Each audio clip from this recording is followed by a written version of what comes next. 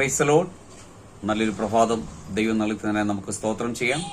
ഈ രാവിലെ സമയത്ത് ദൈവത്തിന്റെ പരിശുദ്ധാത്മാവ് നമുക്ക് നൽകുന്ന ആലോചന ആവർത്തന പുസ്തകം 7-ാം അധ്യായത്തിന്റെ 21-ാം വാക്യം. The book of Deuteronomy chapter 7 verse 21.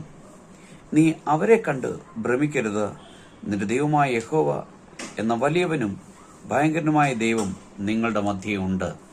ആമേൻ. നമുക്ക് വിരോധമായി അനേകർ എഴുന്നേറ്റ് വരും, അനേക പ്രശ്നങ്ങൾ ഉണ്ടാകും, അനേക തടസ്സങ്ങൾ ഉണ്ടാകും.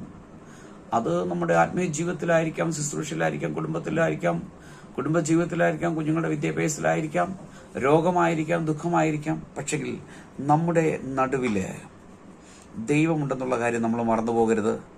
അവൻ വലിയവനും ഭയങ്കരനുമാണ്. ആ ദൈവം ആമേൻ നമ്മോട് കൂടെയുള്ളത് കൊണ്ട് നമ്മൾ പേടിച്ചു പോകരുത്, ഭ്രമിച്ചു പോകരുത്.